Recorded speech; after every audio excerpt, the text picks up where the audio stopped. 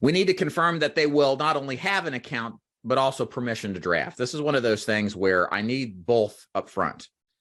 So script-wise sounds something like this. So after I ask health questions, medications, I say, okay, there's 2 more questions, Mrs. Jones. First question is about how we do payment. When it comes to payment, we don't come by like the old days and collect your money, probably like your grandma or great-grandma did. The way all the insurance companies require payment now is through a monthly automatic payment. Doesn't have to happen today, but it has to start the following month after you get your check. And we can accept either a bank account, direct express card, or some kind of debit or credit card. Which one of those do you use? So we're getting confirmation they got an account. We're telling them why we have to draft their account, because it's not like the old days. And that's true. I mean, there are agents still out there that go by people's homes and collect the premium, believe it or not. But it was much more popular back in the day, the debit system. Right, exactly, Phil. Hey, Phil, what's up, man? And we need that answer, right? But Dave, I can just send in a quarterly payment. Sometimes this happens. My response is, great. Can you pay it today? So let's see. Let's say, can you pay a quarterly payment of, I don't know, $150, $200 today? That's kind of we call the shit test, right? Oh, I can pay quarterly. And then you're like, show me the money. And they're like, no, I ain't got none. Well, yeah, that's what I thought. We can't do quarterly, then we have to do monthly. And truthfully, if you can't afford quarterly, it's not worth your time. So can you do the monthly bank draft like we described? Yes or no? If they say no, I'm out of there. I don't fight them over this stuff. Okay, I got too many people to see. You do too, right? You should. You're buried up in your eyeballs and leads, right? I hope so.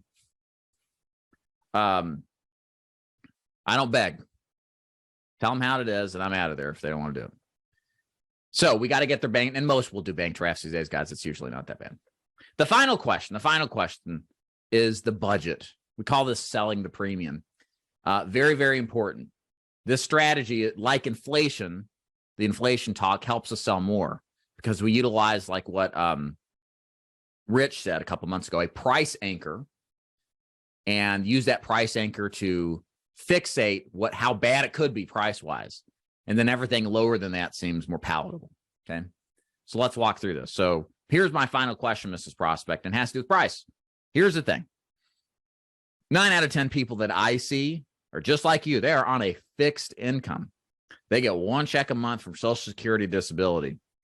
And what all of them have in common is they don't want to spend more than they can afford, right? I mean, why would you want to pick up a policy for me? You got to drop in 6 months because, I don't know, the heating bill's too high, or you just bought too much, right? Makes sense. The best policy to get is the one that's there when you pass away. Don't you think? I mean, think about it. The one that's there when you pass away is the one you can afford. So why would you get anything different, right? So that whole talk there, off script, is softening the blow to come, right? I'm about to whack them upside the head with the biggest price that I can think of, but I'm softening them up, right? It's like the jab, jab, right hook, right? We're about to give them the hook. We've jabbed them up a little bit, right? It also, more seriously, gets them comfortable to be honest with us that we can't afford this, and it gets us on their side. The fact that we're saying, we know you're on a fixed income, we know this is important to get affordable to you, we don't want to take too much of your money, they will appreciate that. And we're not saying this as some kind of silly sales gimmick. We're saying it because we believe it. I do, at least when I say that. I don't want lapses. I'd rather take a smaller policy personally that won't lapse than one that risks lapse. And I think most of us will long enough in this business. So after all that, then we ask the question. So if I can qualify you for a program today, Mrs. Jones, can you afford somewhere between $150 and $200 a month? And then you just shut up and then let them grab their chest. 200. But don't worry. Maybe you should worry if they collapse of a heart attack. But they usually won't. They're like, I can't afford that. Are we crazy?